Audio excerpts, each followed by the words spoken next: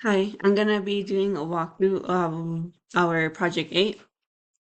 Project 8 focuses on vibration analysis using an accelerometer. The vibration analysis helps us understand the motor's behavior by analyzing its frequency.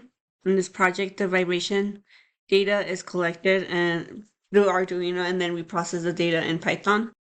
These values allow us to create a motor performance chart that shows the frequencies at which the motor performs best.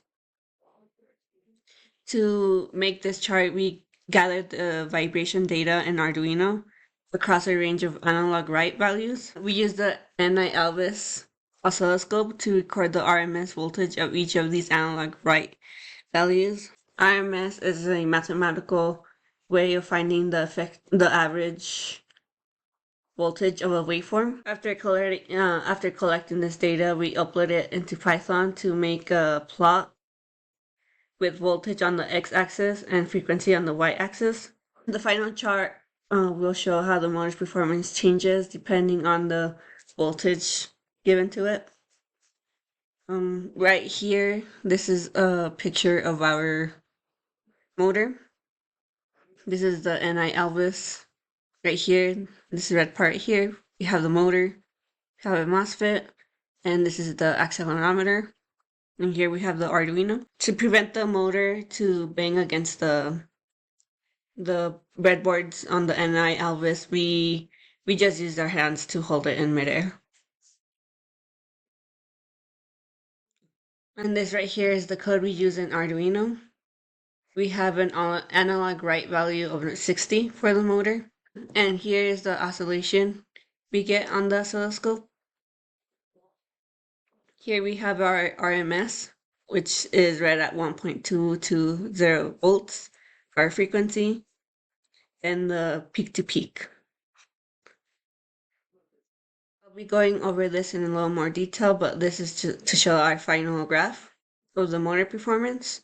Here we have a couple of values. The voltage down here in the x-axis, and then we have the frequency in the y-axis. Now I'm gonna go over the Arduino code.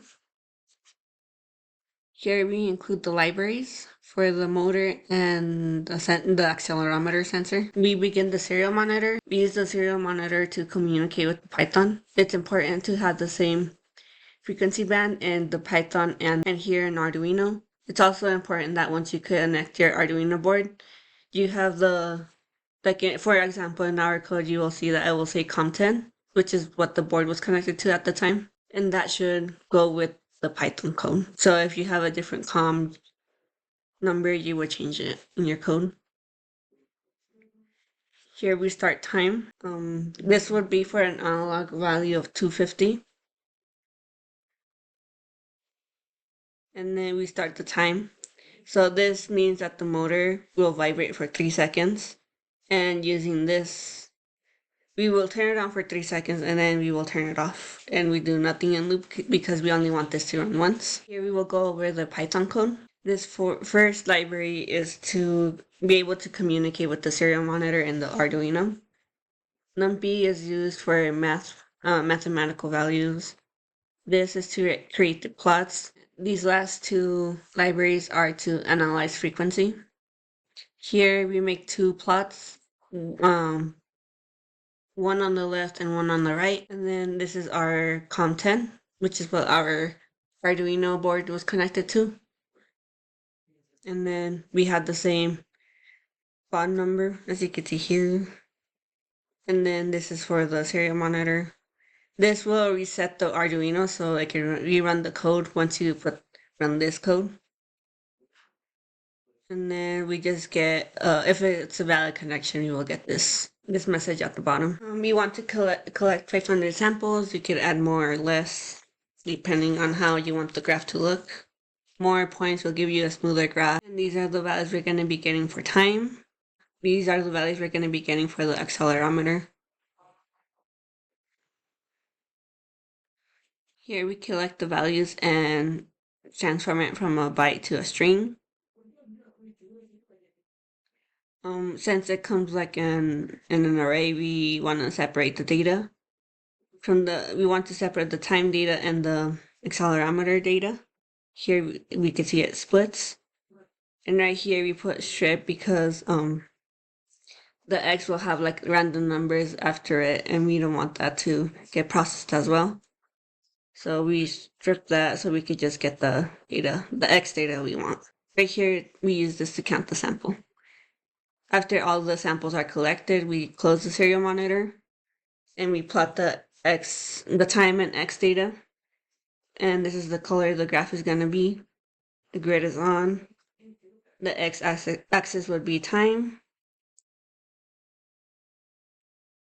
And then we have an analog value of 50 for this graph. These are just used to plot the graph. And then you can see here, this is with the analog value of 50. We see here we don't really have like a steady performance. This is the best one right here. And then the following graphs are going to be the same, just for different analog write values.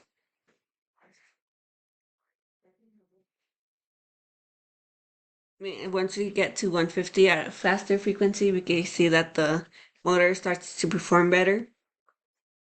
0, and then it starts building up. Around 80 is at the best performance for the motor at this speed. And then with an analog value of 200, we see that the graph is much better. And the performance is better as well. And 250. And then this is the data for the performance. This is with the RMS data.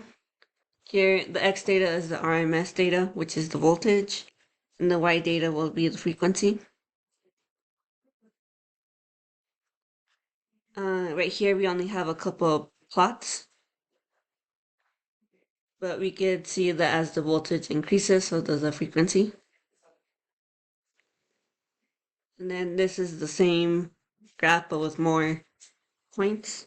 You see that the vibration motor performance increases as the voltage goes up.